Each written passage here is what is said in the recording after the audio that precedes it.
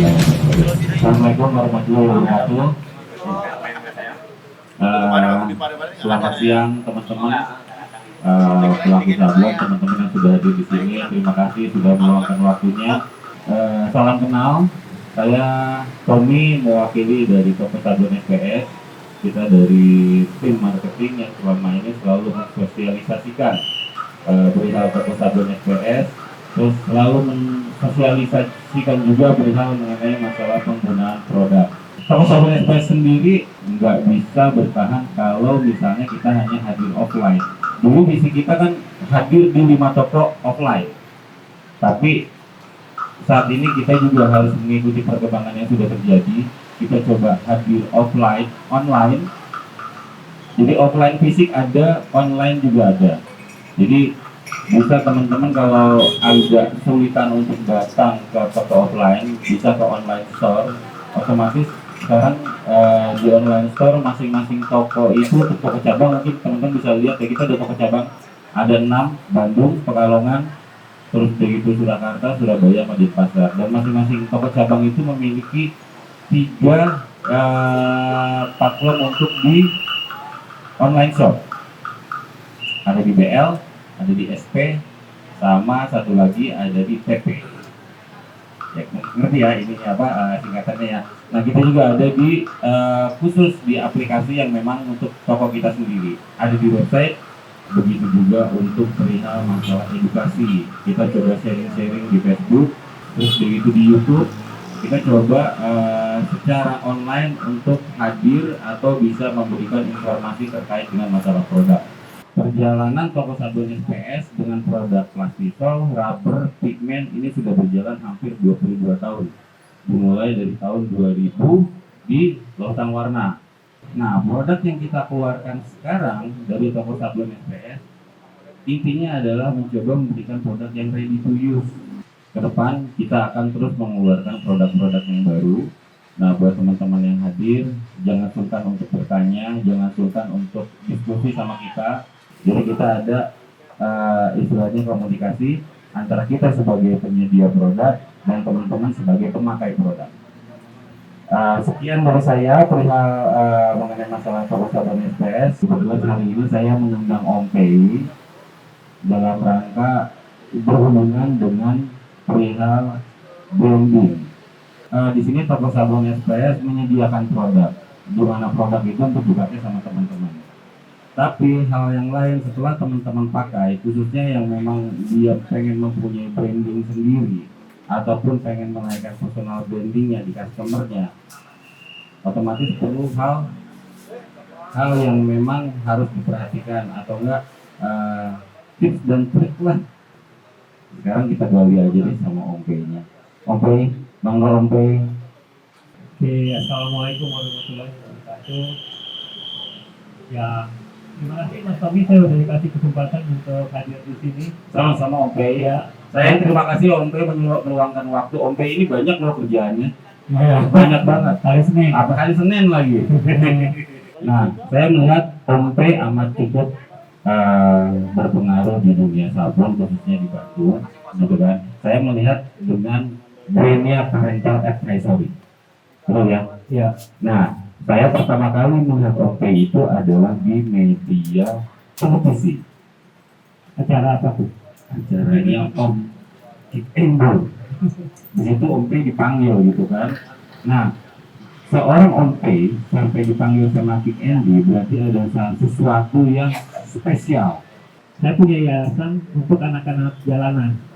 Nah, biasanya kalau anak-anak jalanan di daerah Banang Siang di Kosambi, di pasar Kosambi, itu mereka ngamen atau ngemis atau malak. Nah, karena zaman dulu kan kalau perlu uang ya mereka cari caranya yang menurut saya kurang baik ya, kayak yang paling parah itu yang malak gitu. Dan itu semua kegiatan itu dibiayai oleh sablon. Jadi saya nggak ada CSR dari perusahaan buat media, Benar-benar mandiri nih. mandiri. Di situ alhamdulillah sebenarnya jadi memang ada unsur branding, dan unsur branding itu yang alhamdulillah didengar oleh media datang wawancara, dan itu kan sebenarnya kayak bola salju. Iya. Ya, satu media datang rame, bagus, hasilnya bagus, media yang lain datang lagi. Sampai akhirnya saya didatangi sama Dewi Sandra. Dari Dewi Sandra saya diundang ke King Andy. Nah, itu semua dari hasil personal branding atau branding dari perusahaan saya atau saya sendiri. Yang penting buat teman-teman sablon itu, mereka tahu di daerah mereka itu harus ada perubahan nggak sih? Nah, terus bisa nggak sih kita jadi pembawa perubahan? Ya, kayak contohnya kan Toko Sablon SPS atau Era Warna dan grupnya, mereka tajam sekali ingin membuat perubahan atau ingin membantu UMKM, benar ya? Iya, betul. Nah, kalau parental, kalau saya sama istri saya, kita fokusnya membuat sabunan bagus dengan alat-alat do it yourself, DIY screen printing. Jadi saya tidak tergiur untuk beli meja rotari atau apa, tetapi memang zaman dulu mendingan saya mendidik SDM. Ya kalau alat yang bagus wajar gitu, kalau sabunan bagus. Jadi teman-teman yang punya rotari punten ya. Nah, harus bagus sablonnya, nggak boleh lari-lari. Oh, lari-lari ya. Udah pakai rotari terus lari-lari atau ya yang bener lah tuh. Untuk personal branding kita harus punya specialty. Specialty-nya Ompai adalah alat-alat sederhana bisa menghasilkan kualitas bagus. Oke. Nah, itu specialty saya. Sablonan bagus seperti apa zaman dulu? Zaman dulu 2003 itu yaitu simulated process color. Kalau metal, rasteran. Ya, rasteran. Ya kan? Nah, plasisolan. Citra kita ya akan tercermin pada produk kita. Specialty kita harus sadar kita hobinya apa sih. Seperti kayak Toko Sablon SPS, memang hati kita memang untuk tukang sablon. Apapun yang kita kerjain, bagaimana caranya UMKM tukang sablon itu naik. Ya, ditambah dengan kita, mungkin kalau orang lain akan berpikir hari ini ada di sini, besok ada di sini, besok ada di sini, nggak capek, nggak bosan. Ada, tapi satu hal, kita semua ngejalaninnya dengan hati. Karena apa? The power of silaturahim sama teman-teman itu yang utama. Jadi kita semuanya ya memang benar kata Ope. Kalau sesuai dengan hati kita nggak akan ada batasan. Iya, Betul. iya. Nah, jadi cara komunikasi itu poin nomor 2 di branding. Iya. Jadi kita harus pilih kita mau komunikasi di mana dan bagaimana. Jadi ini mungkin setuju nggak setuju ya. Ada yang bilang Instagram harus, TikTok harus, YouTube harus. Nah, saya kurang setuju. Mungkin ya harus sekedar kita eksis di TikTok contohnya. Saya mah mau di YouTube aja mau ngomong atau di live video atau di Instagram live. Nah, jadi kembali lagi penting untuk kita milih gaya yang unik yang mewakili kita sendiri. Jadi kita nggak bisa maksain diri saya mau jadi Mas Tommy terus gaya bahasa saya ke Tommy-Tommyin gitu. Nah, nggak bisa. Jadi kita harus nyari identitas kita yang paling cocok buat kita seperti apa. Mau sambil merokok ya udah ngobrol lah sambil merokok. Mau sambil tiduran nggak apa-apa kok, asal pesennya nyampe gitu. Mau sambil joget mangga, kalau emang suka joget mah silakan gitu. Nah, tetapi memang yang saya tekankan kita harus unik agar orang ingat. Kalau kita sama kayak orang sebelah atau kita selalu ngikutin orang sebelah, ya gimana ya? Ya kita nggak ada identitas gitu. Maka itu kita memang harus punya gaya komunikasi sendiri.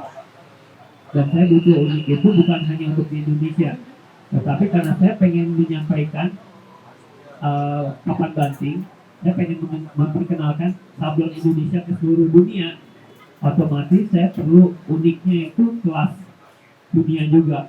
Ya sekalian, gue mahiwal gitu. Sekalian, gue pakai boneka gitu kan. Nah, sekarang dengan apa yang kita buat nih berkaitan dengan personal brand, ya cara kita konsisten bagaimana nih? Kayak Ompe dari tahun berapa tadi? 2003, sekarang 2022. Toko Sablon SPS dari tahun 2000, sekarang 2002. Itu perlu konsisten. Ya. Sekarang menyangkut dengan personal branding, konsisten bagaimana yang harus teman-teman lakukan? Konsisten itu ada dua ya. Pertama konsisten dalam konten, dalam statement atau penyikapan kita harus konsisten. Kalau saya sendirian, ada bututan kadang-kadang. Tetapi kalau kita ngebangun tim, habis itu kita nabung konten itu artinya kontennya nggak kita tiap minggu bikin satu, jadi kita tabung konten, jadi kita nge-take-nya udah dari awal Tommy. Oke. Nah. Jadi jangan buru-buru ya. Jangan buru-buru. Wah, hari ini bikin konten nih. Udah nih ada 4 konten itu. Besok upload lagi lah. Besok sore upload lagi. Berarti mendingan kita ada space waktu ya. Iya. Jadi kita emang kita harus bikin timeline, kita harus bikin planning, karena yang namanya mood, yang namanya passion itu kadang-kadang ada naik turunnya. Dan kalau dalam content creator ada istilah burnout. Burnout itu udah mentok gitu. Lagi nggak bisa keluarin ide gitu. Jadi mendingan di saat kita lagi bagus keluarin ide, hantam tulis semua itu dalam buku. Nah, konsistensi untuk hal-hal seperti itu dengan cara kita punya tim dan kita punya green book atau kita punya buku kreatif, insya Allah akan terbantu. Oke. Jadi yang tadi konsisten itu kita tetap berbuat Ya, atau mengumpulkan kayak konten. ya, Terus begitu kita juga kalau bisa bikin bangun tim ya, supaya tetap ada yang bisa kita perbuat. Begitu ya, Oke. ya, benar. Nah, keempat progres. Ya, benar. Berarti kan kalau progres itu ada hal yang baru ataupun ada perubahan apa gimana? Ya, kita harus bisa mengikuti zaman. Bisa mengikuti zaman ya. Dan ide kita atau bisnis kita harus tumbuh. Contohnya kayak bisnis atau bisa bikin tes, bikin kita sesuai dengan permintaan, itu namanya progres. Sekarang ada unitas ya. Iya, sekarang kita untuk Digital. digital. Itu progres juga. Intinya sih yang disebut progres kita nggak mentok di zaman dulu. Jadi Inovasi up to date. ada inovasi Betul ya? Iya. Nah itu progres. Ya, jadi perkenalkan saya Ridwan Madani dari Kaosta, Sulawesi Selatan, Parepare. Alhamdulillah sering ke Bandung. Ini mau bertanya, khusus ini benar ini bertanya gini tentang personal branding. Kita belakang ini, ya mungkin teman-teman tahu sendiri ya, ada kasus yang belakang ini muncul dengan Crazy Rich. Oh, oke. Nah, ya Crazy Rich ya, itu kan branding sebenarnya. Mohon maaf, saya mengakui itu bahwa itu branding sebenarnya. Karena setelah diusut-usut juga, mereka sebenarnya tidak punya apa-apa. Yang pemikiran saya personal branding itu adalah apa yang kita punyai, pure itu yang kita sampaikan. Iya. Namun terkadang orang melakukan personal branding itu adalah proses melebih-lebihkan. Nah, saya ingin meminta pendapatnya Om P, yang mana sebenarnya menurut pemahaman Om P sendiri, apakah memang personal branding itu harus melebihkan dalam tanda kutip, ataukah memang sesuai saja? Iya. Nah, sesuai dengan apa yang mungkin Om P pernah lakukan sampai hari ini. Itu aja mungkin. Saya ada beberapa hal yang penting untuk digarisbawahi. Menurut saya pribadi penting itu jujur. Kalau kita jujur, insya Allah kita kredibilitasnya juga dipegang oleh banyak orang, oleh semua orang, termasuk klien. Nah, tapi apakah kita terus harus menyembunyikan bahwa kita punya prestasi? Enggak. Jadi yang penting itu menurut saya, itu saya dapat dari teman. Oke, show, not tell. Show, tunjukin, jangan bilang. Mungkin sebelum kita tutup sesi ini, ada pesan-pesan nggak dari OP buat teman-teman nih perihal mengenai masalah branding? Penting ya, teman-teman punya branding, terutama di daerah masing-masing. Itu penting buat bisnis, penting juga buat pribadi. Branding itu tidak tabu, tidak salah.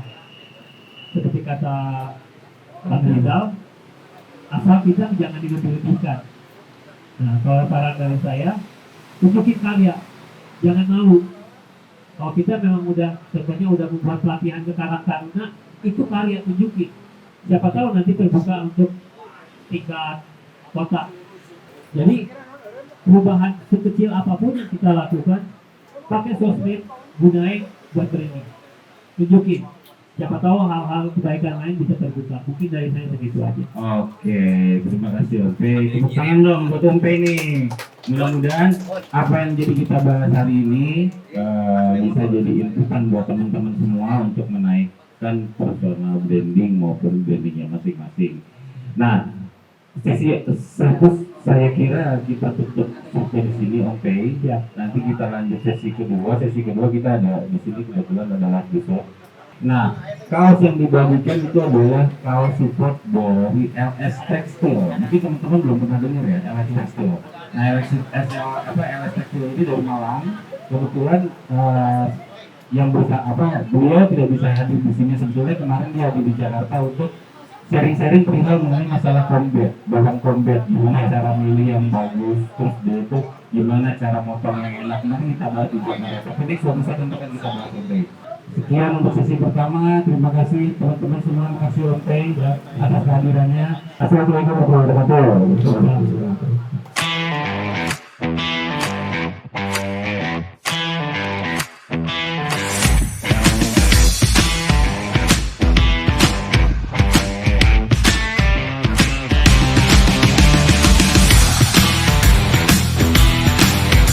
Biasanya kita main plastik, tapi sekarang kita nggak main plastik. Kita main seri light yang tingkat solidnya rendah dan paling ekonomis.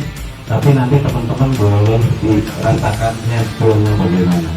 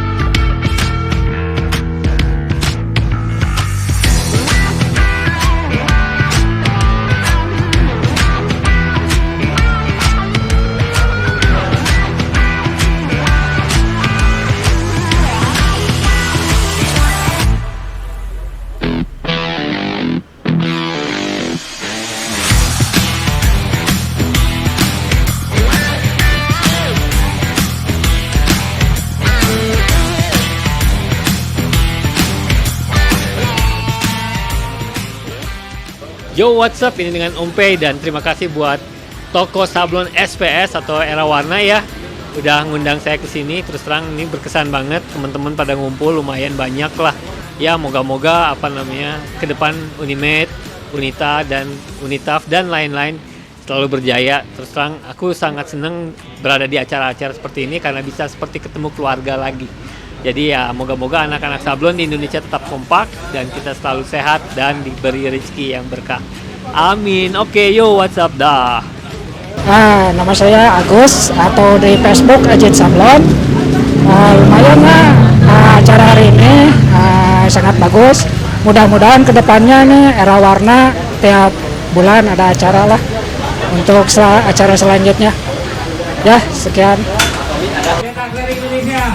Mantap, bro.